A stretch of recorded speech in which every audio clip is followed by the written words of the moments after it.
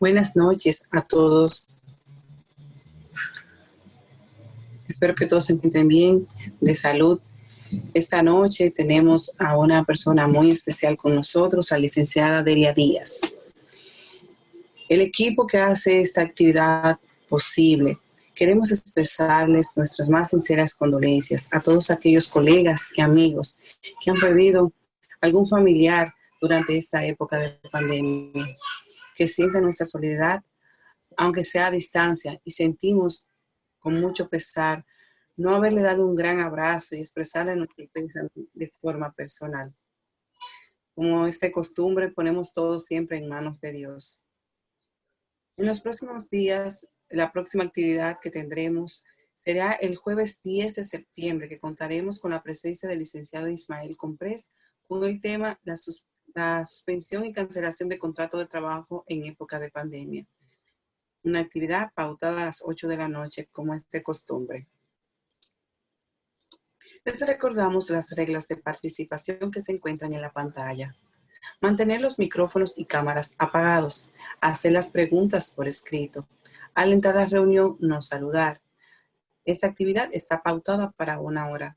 Las preguntas estarán limitadas por el tiempo de duración de la actividad. Iniciamos con la actividad de la programación. La Asociación de Abogados de la Provincia de Espaillat, institución comprometida con la capacitación del profesional de Derecho, auspicia esta idea, la cual surge de un grupo de abogados comprometidos con la clase. Esta noche con nosotros la licenciada Delia Díaz con el tema Análisis de la Ley 46-20, Transparencia y Revaloración Patrimonial. Por razones de tiempo sintetizaremos su currículum. Licenciada en Derecho, magna cum laude, de la Federico Enrique Carvajal. Estudios realizados, maestría en Derecho Inmobiliario de la Universidad Autónoma de Santo Domingo, UAS. Especialidad en Derecho Sucesorio. Especialidad en Situación Impositiva de la Sucesión. Actualmente es docente de grado de la Universidad Federico Enrique Carvajal y abogada en ejercicio. Antes de empezar, le cederemos las palabras al licenciado Inocencio Felipe, presidente de la Asociación de Abogados de la Provincia de Espaillat. Buenas noches, licenciado Inocencio Felipe. Buenas noches. No sé si me están escuchando. Sí, le escuchamos. Bueno, un saludo a cada una de las personas que se encuentran en el frente de sus pantallas. Bienvenidos a cada uno. La Asociación de Abogados de la Provincia de Espaillat, como bien decía la licenciada Luzor La Antigua, comprometida con la formación de los profesionales del derecho. Una vez más se complace en presentarle un tema de vital importancia, de gran importancia. Son de los temas que las personas que no tienen la oportunidad de adquirirlo, de verlo, de tenerlo, luego se lamentan. Esta actividad de esta noche la vamos a tratar con una persona conocedora del tema. Cuando usted está hablando con la licenciada Delia Díaz, usted siente que ella le está dando una dirección clara y precisa de hacia dónde usted va, lo que usted tiene que hacer. Se trata de la ley 46-20 sobre transparencia y reevaluación patrimonial. Es una ley bastante nueva, es una ley de oportunidades, de ahí la gran importancia de ese tema. La licenciada Bisania y yo hablábamos de la gran oportunidad que nos brinda esta ley, sobre todo para los patrimonios y para aquellas situaciones de personas que hacen por lo menos 30 o 40 años que fallecieron y que por el gran cúmulo de los montos a pagar, las personas se eximen de hacerlo. Esta ley le presenta una gran oportunidad a aquellas personas que se ven en esa situación, y de ahí el interés que yo le participaba de manera personal a cada una de las personas con la cual teníamos contacto, sea de forma presencial o de forma a través de los dispositivos electrónicos. Es una ley que te da una especie de amnistía, pero temporal. Por lo tanto, vamos a limitarnos a dejar a la experta que nos hable del tema y damos las gracias de manera especial a ella y a cada una de las personas que se encuentran con nosotros. Buenas noches. Buenas noches. Gracias, señor presidente. Le cedemos la palabra a la licenciada Delia Díaz. Buenas noches, licenciada. Buenas noches. ¿Me escuchan? ¿Se escucha bien? Sí, sí. Un poquito bajito, sí, pero... Un poco bajito. Sí. Muy bajito. Un poquito, sí. Vamos a ver qué podemos hacer para aumentar el volumen. Mientras tanto, me gustaría primero darle las gracias a ustedes por la invitación. Realmente no me gusta el término experto, porque creo que en materia de derecho y en muchas profesiones, esa pericia se adquiere con el estudio y se adquiere con el paso del tiempo, y no necesariamente somos expertos, vive cambiando el derecho constantemente. Para mí es un verdadero gusto estar con ustedes y poderles compartir hoy un poquito. Voy a empezar a compartir una pequeña presentación que les preparé. Compartir con ustedes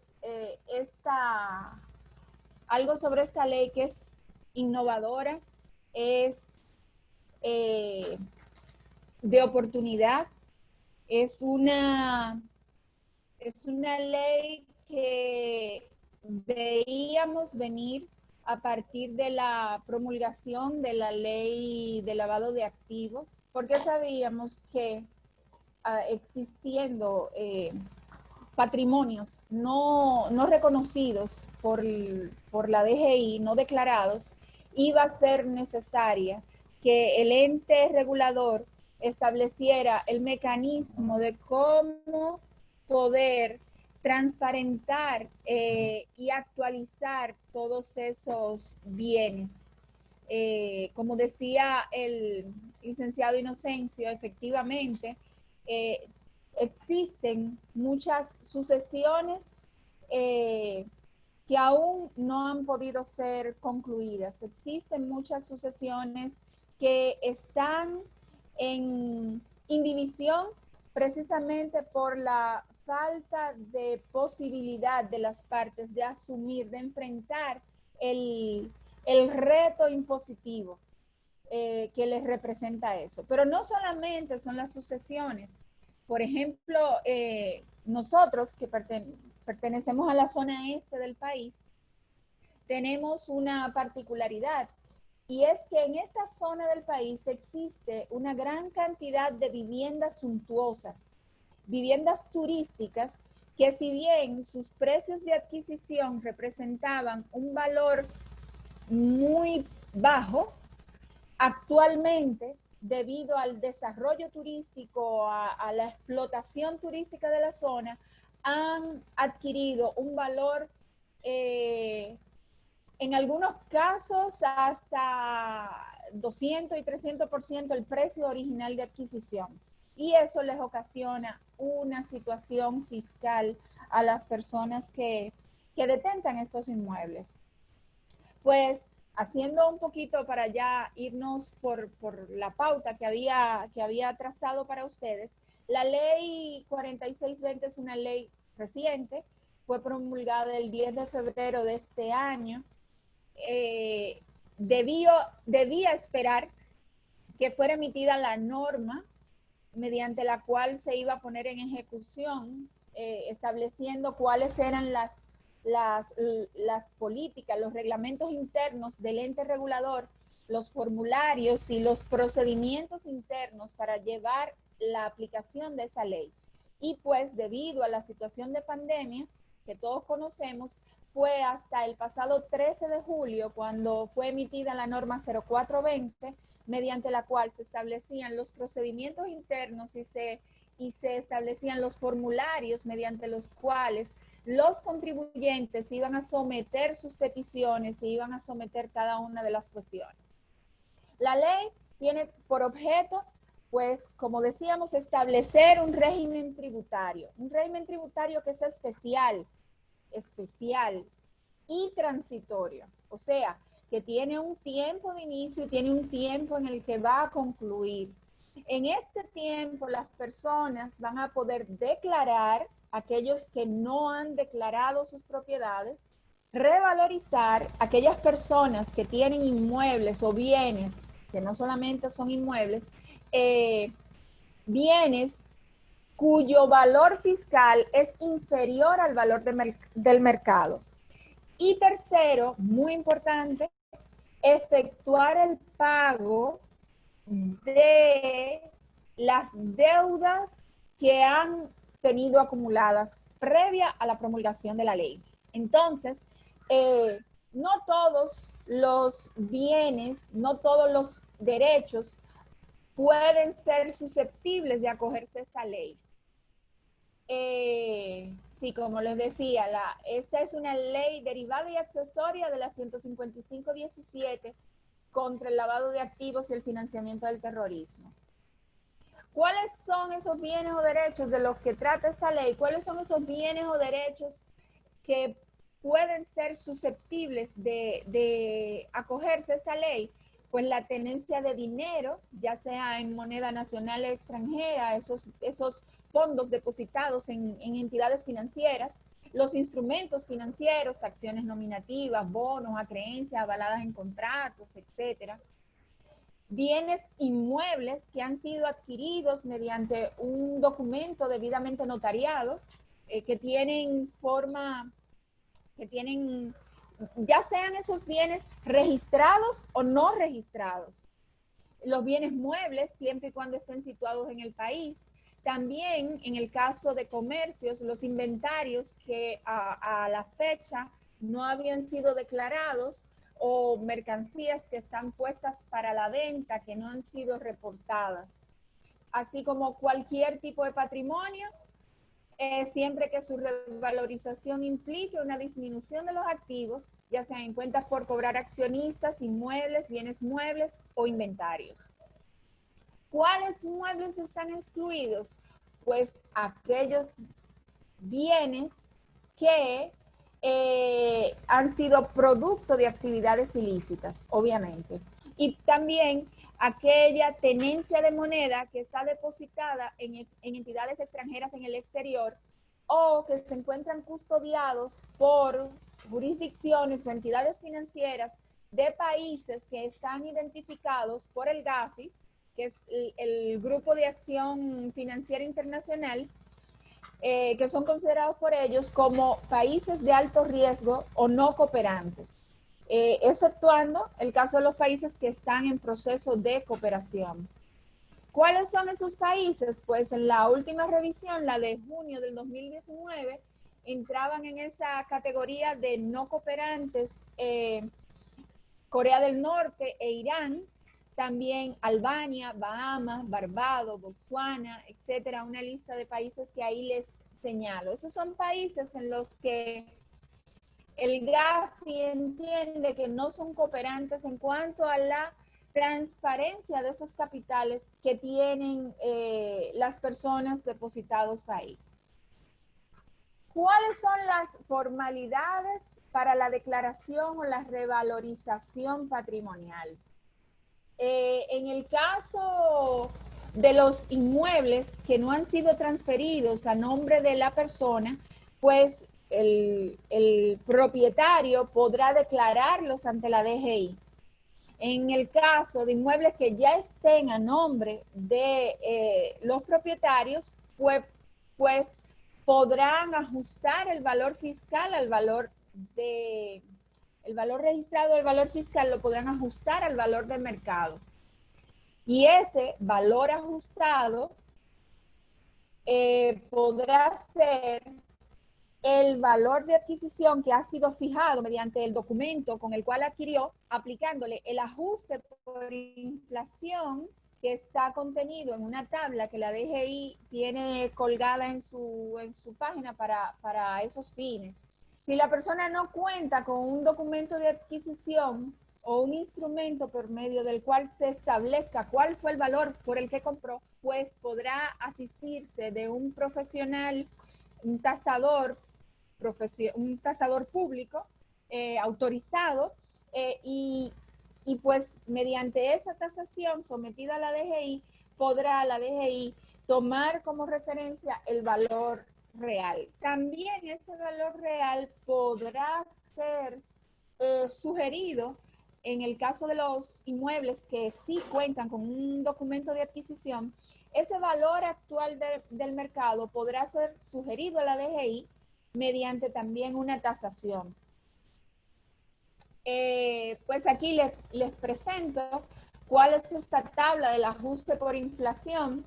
El precio de adquisición, un inmueble que ha sido comprado en el año de 1990, se le aplica, en este caso, por ejemplo, 1990, se le aplica un 8.3221% a ese valor de adquisición, y lo que arroje será el nuevo valor ajustado.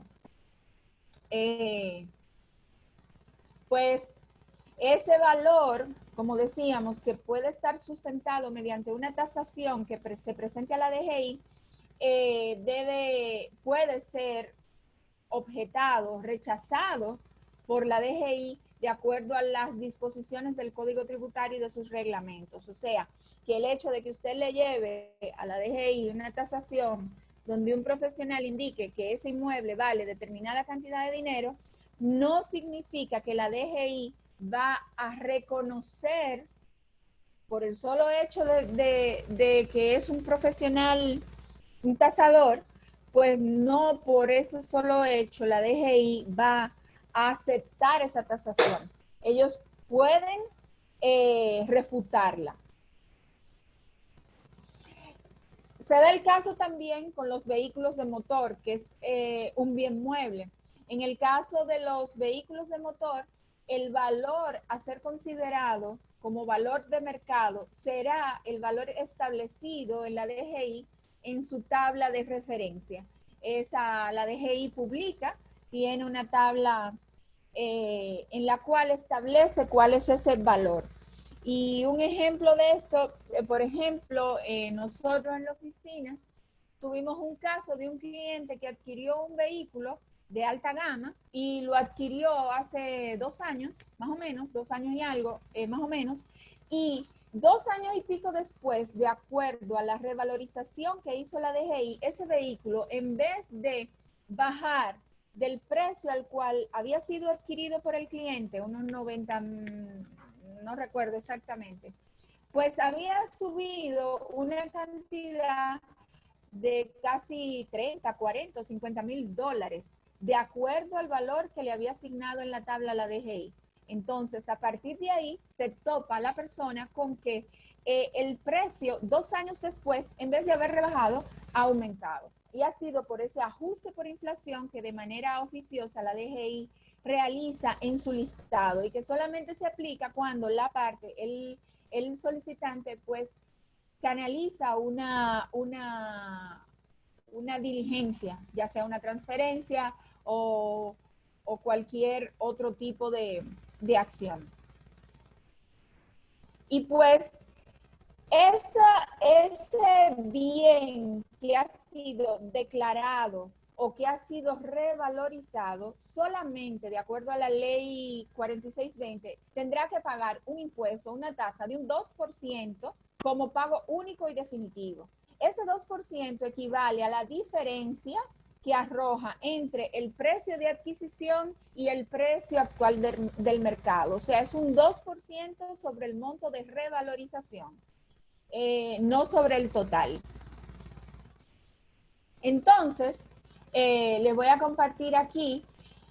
Esa solicitud se hace a la DGI mediante, no puedo salir, Te los voy a enseñar al final, entonces, el formulario. No puedo salir. Al final les comparto los formularios. Si salgo, no sé cómo voy a entrar. Bueno, les voy a compartir los formularios mediante el cual se hace la solicitud de acogerse a la ley. Se hacen los detalles de inmueble y vehículos que se van a transparentar y los demás formularios, que son unos 4 más o menos, que están diseñados para para acogerse a la ley. Pues, ¿cuáles son los efectos posteriores a la declaración o a la revalorización? Pues que para las transferencias posteriores, estos bienes que han sido declarados o revalorizados serán tomados sobre ese monto que ha sido declarado, las transferencias posteriores. Y que a partir de ese momento también el pago de los impuestos que resulten de esos inmuebles se hará sobre el nuevo monto que ha sido aplicado para ellos. Y pues aquí le tengo una pequeña tabla para que veamos un ejemplo de cómo sería en el caso de 3 inmuebles. Pongo 3 inmuebles aquí cuyo valor actual oscila en esos precios. Tomemos el primero, 7 millones algo. 7 millones algo. Actualmente, sobre la base de ese precio declarado, paga un IPI de unos 78.298. Pero ¿qué pasa? El valor de ajustado, de acuerdo al ajuste por inflación, aumenta el valor del inmueble a unos 31 millones, por lo que el monto imponible a pagar como pago único por acogerse a la ley será sobre la base de los 23.500 tantos. Sin embargo, a partir de ahí, este es el pago de la revalorización. Sin embargo, a partir de ahí, de manera anual, en vez de pagar 78.000 y tantos que pagaba anualmente, pagaría a partir de ahora la suma de 156.000 y tantos. Así, igual con los demás ejemplos que le presento ahí. Esta ley, como les señalaba, no solamente es para la declaración o revalorización, es también una solución a las deudas tributarias.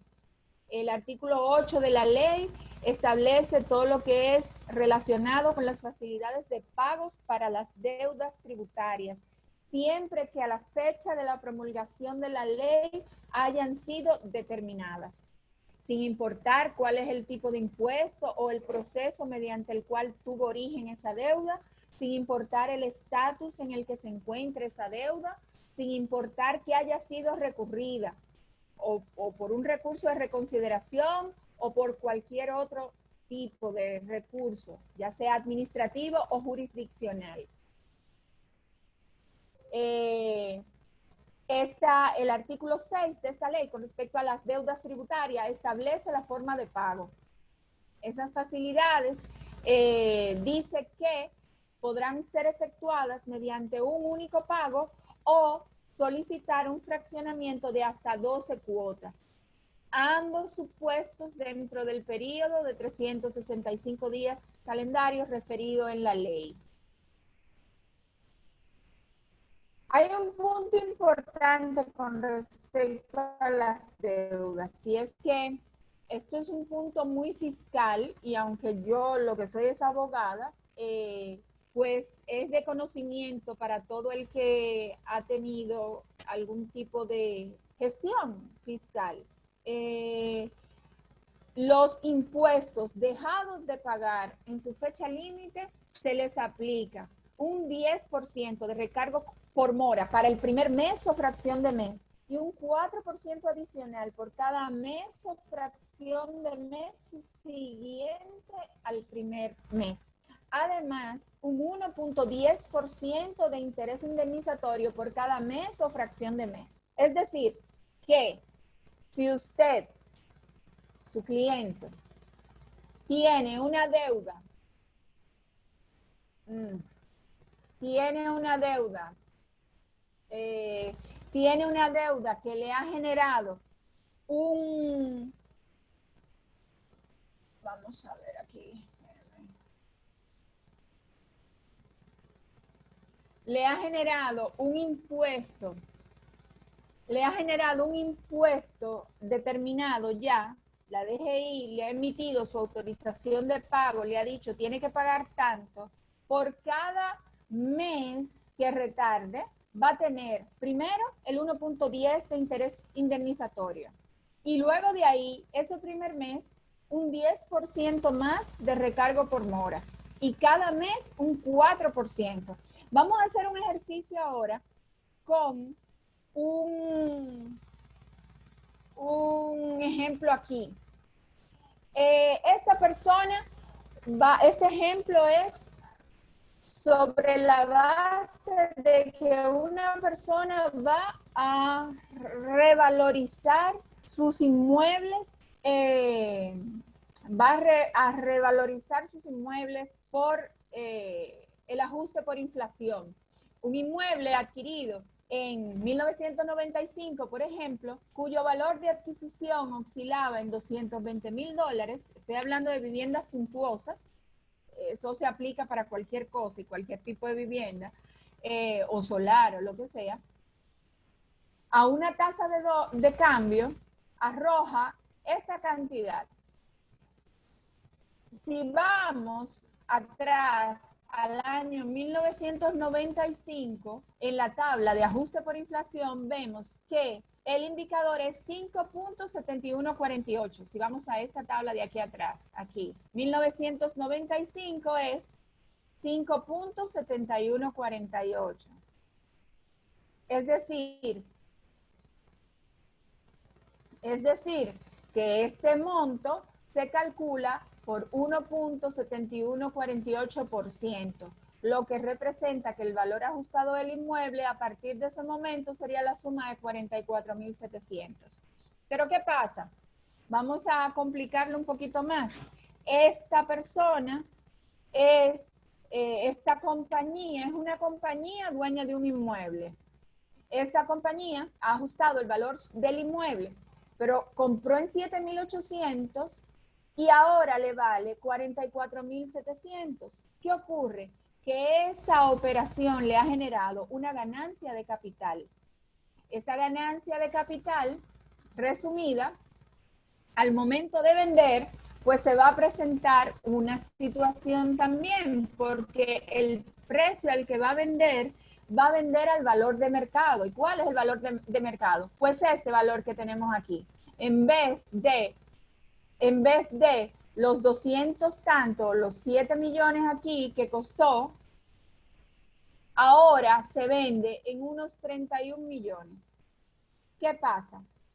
Esa compañía no va a poder vender a 7 millones, ni va a poder como se hacía antes, que hacían una venta y hacían un documento aparte en el que se ponían las partes de acuerdo en cuanto al valor y se recibían pagos sin que tuvieran una supervisión directa de la DGI. A partir de la ley de lavado de activos, esa operación no es posible. Entonces, ahora mismo, el contrato mediante el cual se va a transferir esa propiedad, esa compañía va a vender esos 3 inmuebles que tiene, pues tendrá que hacerlo al valor de venta.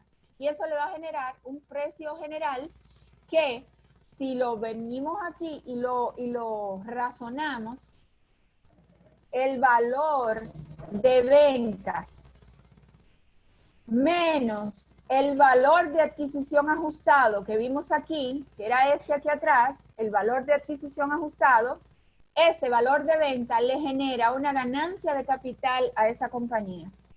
Supongamos que esa persona tuvo gastos, tiene como registrar una serie de gastos que produjo esos inmuebles, que tuvo que deslindarlo, que tuvo que construir, que tuvo que mejorar la propiedad, y puede presentar con facturas y NSF una cantidad de gastos, pues esos gastos se descuentan de esa ganancia de capital, por lo que a partir de ahí la ganancia de capital neta sería esta que tenemos aquí abajo.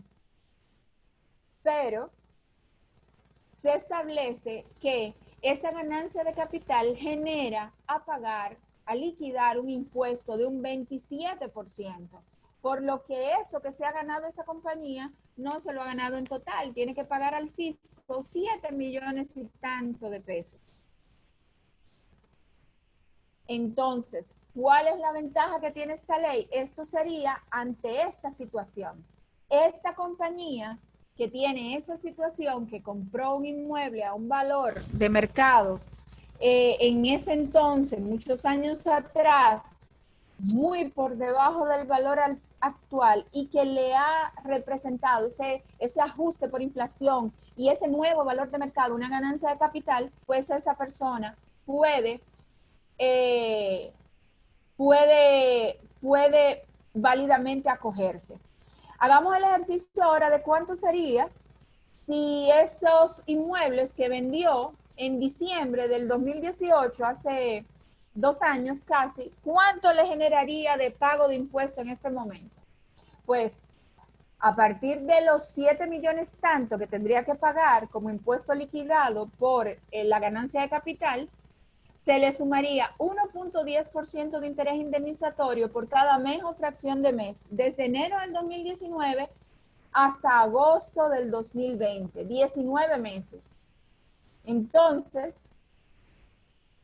eso hace 1 millón y tanto de pesos. Piense cómo ahí mismo la deuda se dispara. Si a eso le sumamos un 10% de recargo por mora del primer mes, más un 4% de recargo por mora por los 18 meses subsiguientes, estamos hablando que la deuda se le dispara a 9 millones y tanto. Ese es el ejercicio de con lo que se encuentra una persona que ha dejado pasar un tiempo como ese, apenas 2 años. Sin embargo, al acogerse a la ley de lavado de activos, pues ese contribuyente puede realizar el pago de los intereses, el pago del impuesto determinado, más hasta 1 año de los intereses, y no se le computan recargos moratorios. Por lo que, con la ley 4620, esa deuda quedaría más o menos de esta forma.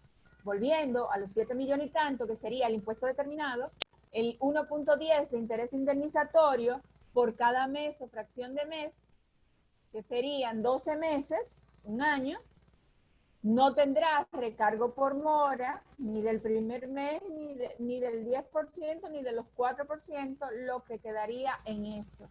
Una diferencia realmente considerable al momento de valorar la deuda normal y la deuda acogida a la ley 4620. Es en este ejercicio, en este ejemplo que les comparto, esa compañía tendría un ahorro, esa compañía o persona tendría un ahorro de 1.400.000 y tantos miles de pesos. Eso es el efecto. Eso es el efecto de la ley de 4620 de transparencia y revalorización patrimonial. ¿Qué acciones realizar para acogerse a la ley? Pues en el caso de que la deuda ya haya sido recurrida, de que usted le hayan dado su declaración de la deuda, su autorización de pago, y que usted no esté de acuerdo y haya sometido un recurso de reconsideración, pues mediante la solicitud de acogimiento, adicionalmente esa solicitud de acogimiento deberá depositar una instancia y completar un formulario que también se los voy a presentar, desistiendo a ese recurso que usted ha impuesto. También estos beneficios aplican a las personas que presenten su declaración jurada o porque estén omisas o porque hayan realizado rectificativas. Ahí más adelante le voy a presentar tanto el formulario de solicitud de facilidades de pago como el formulario de desistimiento de reconsideración. Entonces, ¿cuáles son las condiciones para acogerse? La ley solamente establece dos condiciones para acogerse. Una, que no debe haber utilizado NSF que se presuman fueren fraudulentos o que sustenten operaciones que han sido simuladas o irregulares o que no hayan sido autorizadas. Y segundo, que la administración tributaria no haya pasado, no haya penalizado el proceso, que no haya iniciado un proceso judicial con motivo de esa deuda. Esas son las condiciones que establece la ley. El plazo para acogerse, pues la ley establece que son 180 días calendarios contados a partir de la entrada en vigencia de la norma. La ley decía que era a partir de la entrada en vigencia de la ley. Sin embargo, la ley tenía condicionada la norma. Es por eso que los plazos se restablecieron con la emisión de la norma en fecha 13 de julio. Se considerarán acogidos a esta ley a los beneficios de esta ley las personas físicas, jurídicas o sucesiones indivisas que efectúan el pago del impuesto que genere la declaración patrimonial previa autorización de pago. Es decir, cuando se somete la solicitud, la DGI emite una autorización de pago y mediante esa autorización de pago, cuando es hecha, pues ahí se consideran acogidas estas personas a esta nueva ley. Toda esta operación, entre la solicitud, el desistimiento de cualquier recurso que haya sido incoado, la emisión de la autorización de pago y el pago, debe ocurrir en un plazo máximo de 180 días calendario a partir de la entrada en vigencia de la norma.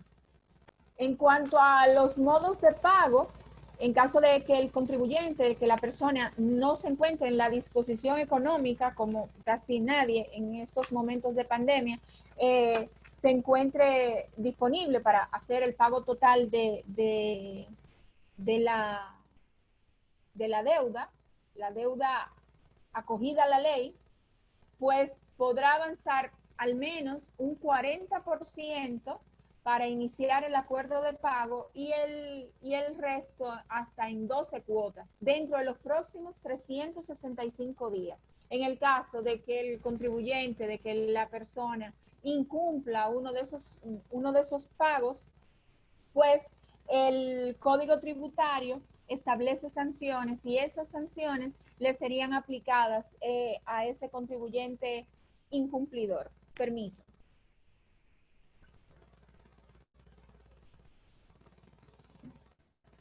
Bien, pues la aceptación, usted cuando solicita acogerse a esta ley, es una facultad de la DGI aceptarla o no. De acuerdo a los criterios que establece la ley, la DGI válidamente puede rechazarle esta solicitud, siempre y cuando sea dentro de estos casos. Cuando se trata de derechos o bienes distintos a los que están establecidos en la ley, es decir, cuando la DGI pueda verificar que los bienes provienen de origen dudoso o de origen ilícito. También cuando el contribuyente no pueda aportar evidencia de la titularidad del bien. En este caso, les voy a explicar algo que pueden hacer con relación a eso en breve. También cuando la DGI compruebe que alguna de la documentación que usted ha presentado ha sido alterada, es fraudulenta o que no se corresponda con los bienes que usted pretende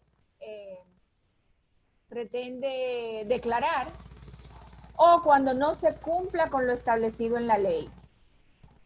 En el caso de que la DGI rechace su petición, como les señalaba, el contribuyente podrá intentar nueva vez la solicitud.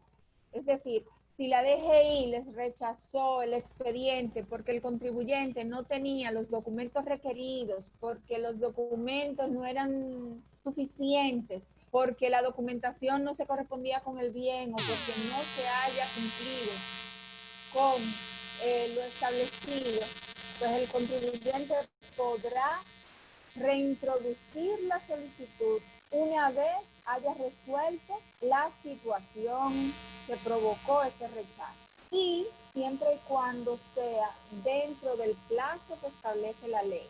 Por eso decíamos al inicio que esta es una ley transitoria y con respecto al plazo hay que ser muy cuidadosos porque dada su benevolencia, entre comillas, pues eso lo van a tomar muy en cuenta la DGI y podrá ser objeto de rechazo si ha saltado a los plazos. En resumen, ¿cuáles son las ventajas de esta ley?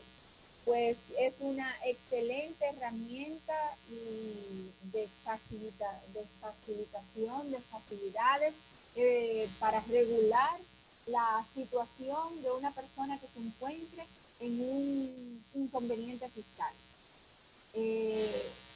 Realmente conocemos que muchas personas tienen propiedades, sobre todo en los pueblos, los que pertenecemos a los pueblos. Sabemos que los viejos se acostumbraban a que tenían un papel de venta y para ellos eso era palabra de Dios y le daban mucho valor a ese tipo de instrumentos. Y consecuentemente entonces nunca llegaban a realizar el registro fiscal y nunca llegaban a transferirse válidamente ni a obtener un título. Entonces, esto es una buena herramienta para esas propiedades que tienen años y años para que las personas puedan transferírselas. También para que las personas puedan resolver las cuestiones relativas a sucesiones que debido al tiempo que ha transcurrido se han incrementado compromisos fiscales que a veces resultan hasta mayores que el patrimonio que ha dejado la persona. Y entonces rechazan, desechan ejecutar esa sucesión y continúan viviendo en el inmueble o utilizando los bienes sin ejecutar sin dividir, sin abrir esa sucesión. Entonces, también es una herramienta para que los contribuyentes puedan revalorizar esos inmuebles que adquirieron hace muchos años a precios irrisorios, a precios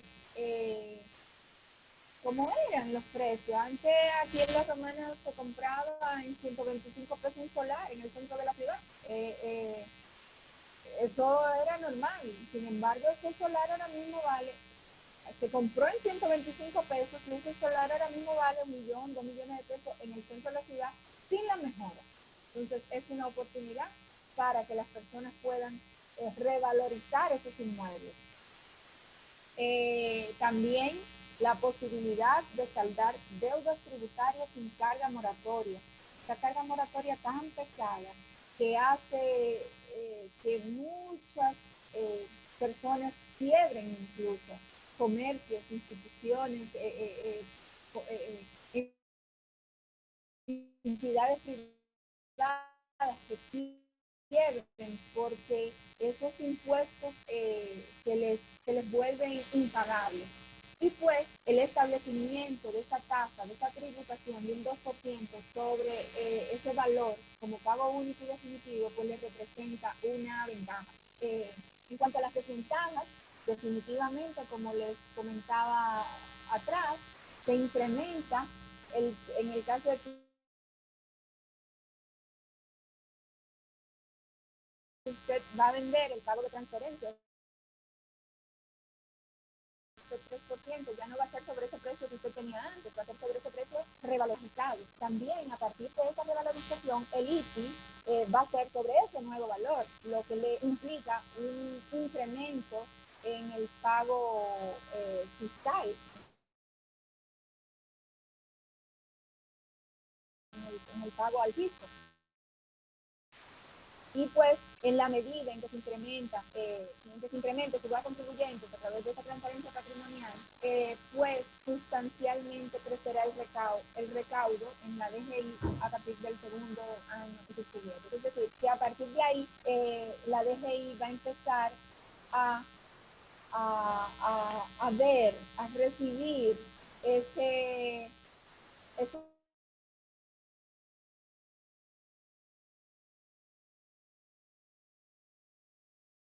pagos cuando el comercio se active y esos bienes que fueron revalorizados comiencen a mover, va a representar una lesión al bolsillo del que compra. Pues hasta aquí este resumen. No, ahora les voy a compartir, déjame ver si puedo cómo. Les voy a compartir cuáles son los formularios. Voy a compartir los formularios. Por ejemplo, aquí, este es el formulario establecido por la DGI para solicitud de facilidades de pago según la Ley de Transparencia y Revalorización Patrimonial.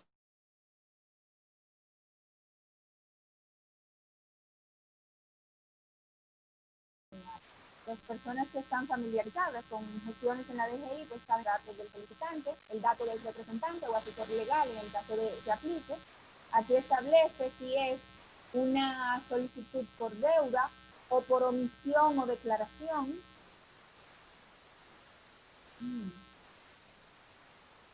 Y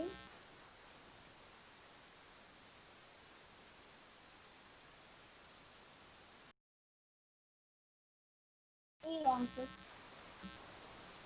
perdón.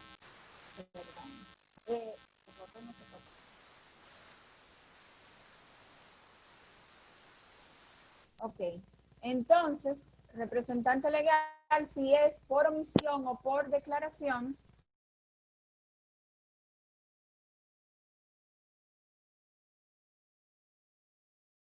y entonces aquí la deuda, si es IPI o ITEVIS, o por sucesiones o donaciones, o por impuesto de los activos, o por transferencia inmobiliaria o transferencia de vehículos. Si la deuda se generó por una declaración normal, o si se produjo por medio de una rectificativa, o si fue una estimación de oficio que hizo la DGI,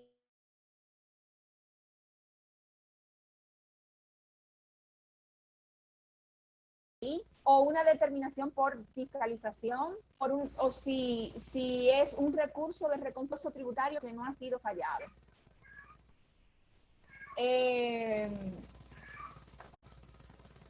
Aquí, les comentaba que existe un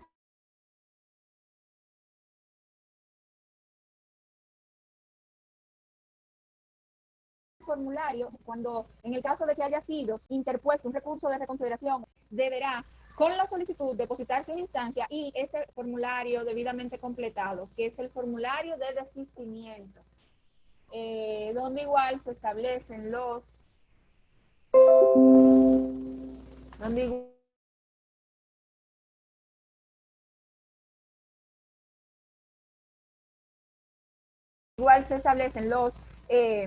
datos, el representante que tiene el consejo, etcétera. Vamos con esta otra, que es el formulario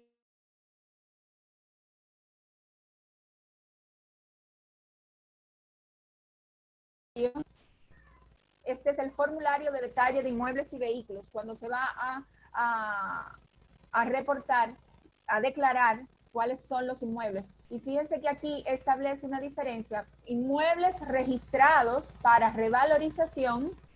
Aquí, inmuebles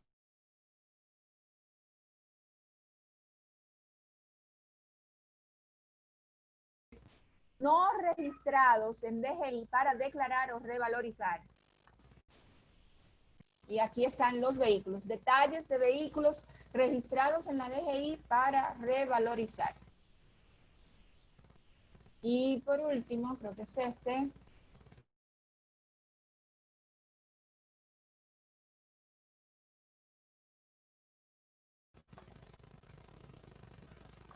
es el formulario de solicitud de transparencia y revalorización. Este es el formulario principal que debe ser llenado para cada uno de los casos. Ese es el anexo.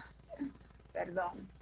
Pues aquí está. Este es el más importante porque es el que tiene que ser llenado en cada uno de los casos. Formulario de solicitud de transparencia y revalorización patrimonial. Igual, los datos del contribuyente, los datos de la solicitud, y los tipos de revalorización que serán, inmuebles, acciones, participación en sociedades, moneda nacional o extranjera, instrumentos financieros, inmuebles registrados, y al lado, aquí al lado, el formulario mismo trae cuáles son los requisitos que tendrá que presentar para cada una de las acciones de revalorización.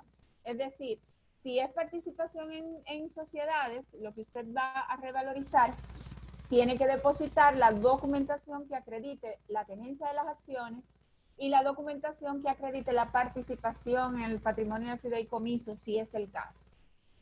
Si es inmuebles registrados, y va aquí, si es inmuebles registrados y va a revalorizar, pues aquí le dice que tiene que presentar una tasación privada, una sentencia de adjudicación en el caso de que sea mediante esa modalidad o el título, otro documento que soporte el aumento del valor, puede ser un contrato de compra, y detalle de los inmuebles registrados.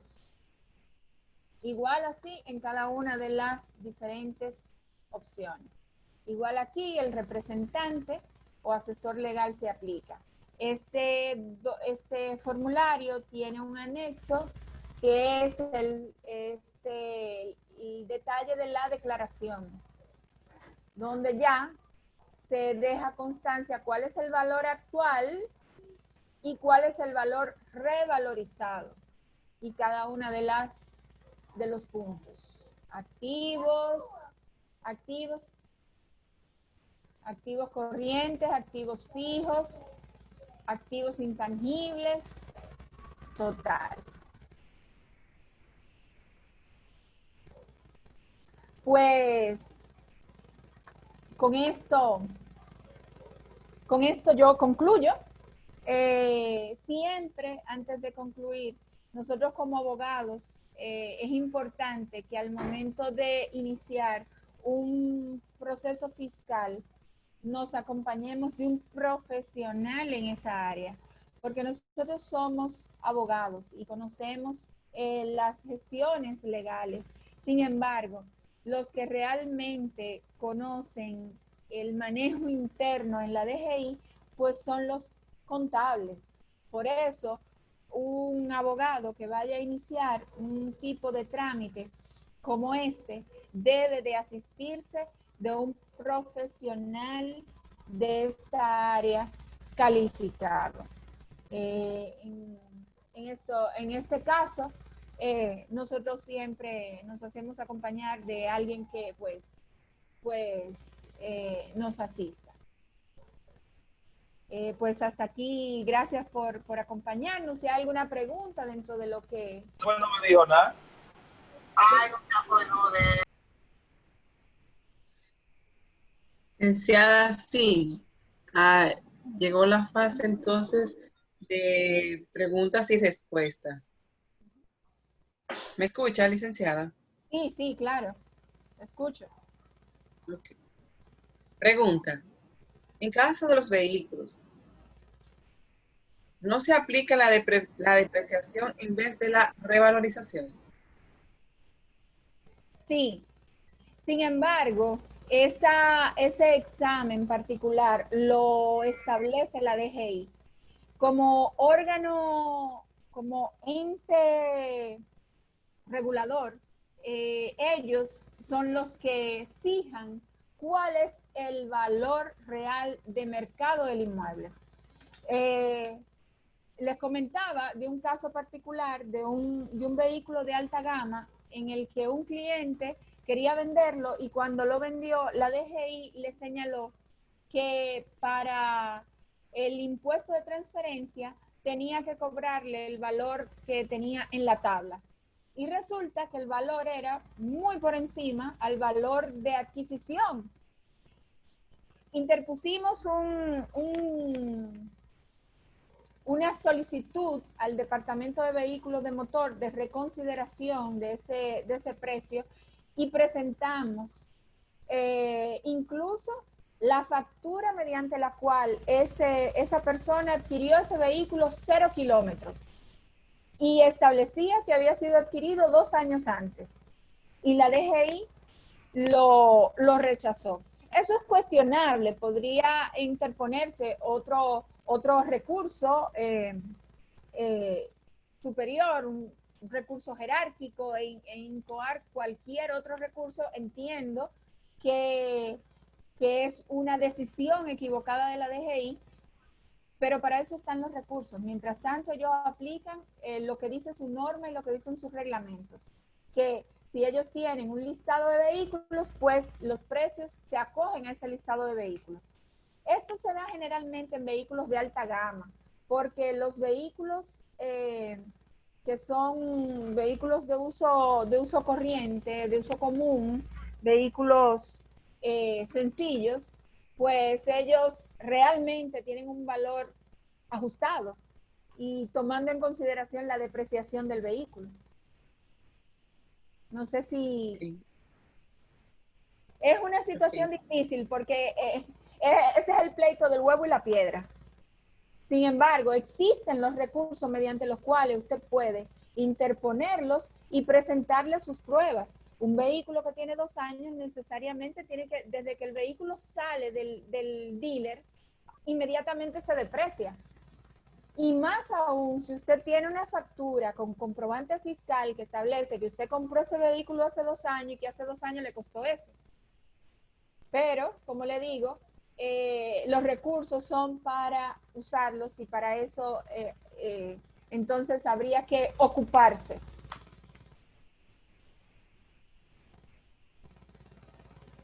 Siguiente pregunta.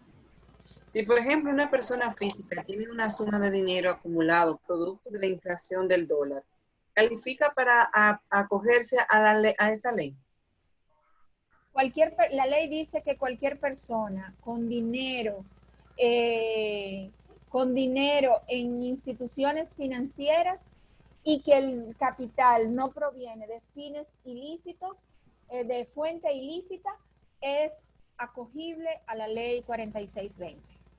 La DGI hará la valorización, ponderará el origen de los fondos y establecerá si realmente existió esa ganancia generada por el cambio en la tasa del dólar, pues ellos tienen cómo verificar eso que usted está declarando. Y entonces ellos sobre eso se pronuncian. Ok. Siguiente pregunta. Esa ley obliga a declarar el único bien inmueble, en este caso, la vivienda familiar. Obliga también a declarar y a pagar los locales y edificaciones, como por ejemplo oficinas de abogados. La ley no obliga. La ley no obliga. Es una decisión del contribuyente acogerse a la ley. Okay. Entonces, sobre eso, el contribuyente que se va a acoger y que tiene bienes muebles, sea por ejemplo, un profesional del derecho, tiene su oficina en un local alquilado, pero tiene computador, escritorio, archivos, demás, bien puede acogerse a la ley, sabiendo de que en el futuro, entiendo que cuando pase este tiempo de gracia, la DGI podría establecer algún tipo de persecución a esos capitales no declarados. ¿Qué tiempo dura esta normativa? ¿Hasta cuándo? Esta normativa está vigente partiendo de que son 180 días, contando a partir del 13 de julio. Finaliza en enero, creo, sí. ahora no lo recuerdo exactamente el día. 180 días contados a partir del 13 de julio. Okay. ¿Qué dice la ley con relación a las acciones o cuotas sociales e intervenciones de empresas agrícolas y en zonas francas especiales? ¿Qué dice la ley sobre estas? La ley no establece, la ley no habla de las zonas francas, y empresas de este tipo que tienen una particularidad. Usted sabe que las zonas francas son empresas que se rigen bajo condiciones especiales y por lo tanto la ley no las contempla. Esta ley no habla de la zona franca de forma precisa. Sin embargo, todo aquel es una decisión particular de la persona, acogerse o no acogerse. Entonces, cualquier persona que entienda que tiene un capital que no está reconocido en la DGI, que no está declarado en la DGI, tiene la facultad para transparentarlo. Ok. Siguiente pregunta. ¿Cuál sería el tribunal competente, la penalidad y su alcance? El tribunal competente, no entendí la pregunta, ¿será Para incoarse a cualquier tipo de acción, en dado caso que sea denegada, supongo yo, porque la pregunta está textual. Tribunal competente. En el caso de que sea un recurso, pues los recursos contra esta institución es a través del Tribunal Superior Administrativo, en lo contencioso administrativo. Entonces, con respecto a la ley,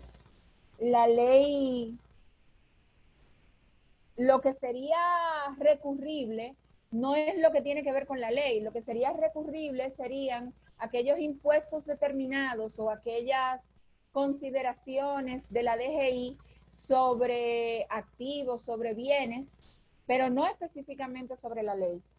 La ley implica en que un impuesto determinado se acoja a este proceso de revalorización y de transparencia y se va a economizar todos los años que tenga de intereses indemnizatorios, excepto uno, que es uno que va a pagar, y se va a ahorrar todos los que son los recargos moratorios, que es el grueso de la deuda. Pero los recursos se interponen de acuerdo a lo que establecen las leyes en cuanto a materia tributaria. Entonces, siguiente pregunta. Entonces, ¿solo le conviene revalorizar al que piensa vender?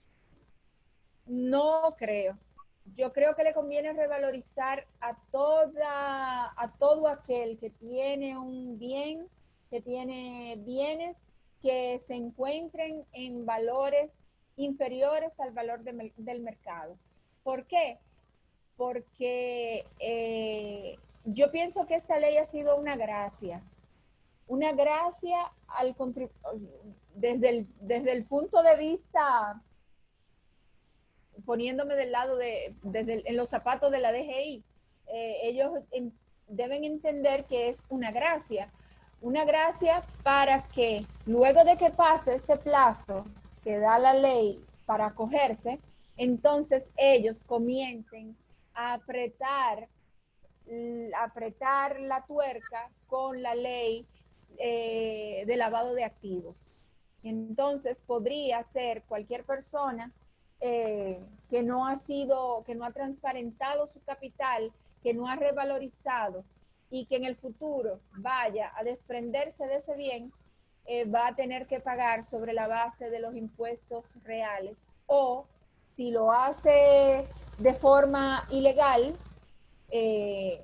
haciendo un documento sobre el valor fiscal y cogiendo por detrás un dinero que no ha sido transparentado, entonces se podría ver con las consecuencias de la ley de lavado de activos.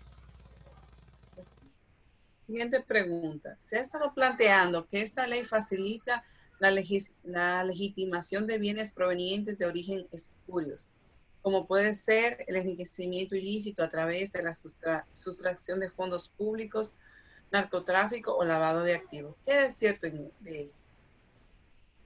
Es una posibilidad. Sin embargo, la DGI establece mediante su departamento de fiscalización, tienen ellos modo de cómo rastrear el origen del capital.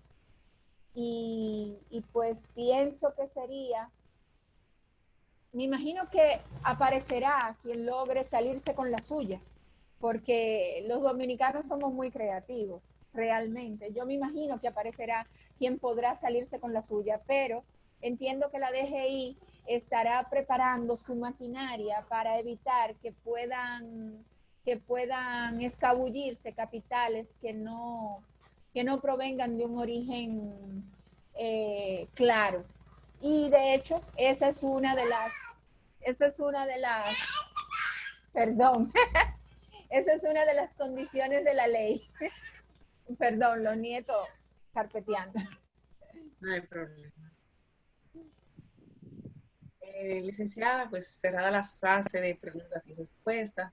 Muchas gracias, maravillosa disertación. Realmente, el licenciado Inocencio no se equivocó en hablar bien de usted. Realmente es una experta en el tema. Gracias por apoyar esta iniciativa de la Asociación de Abogados de la Provincia de Espaillat. Agradecemos a todos los presentes por su participación. Recuerden que les estaremos esperando en las demás actividades. Será a esta misma hora. Solo pulsen el link y que les será enviado y estarán con nosotros. Buenas noches, hasta la próxima. Gracias a ustedes por invitarme. Bye, Hasta bye. luego. Buenas noches. Bye.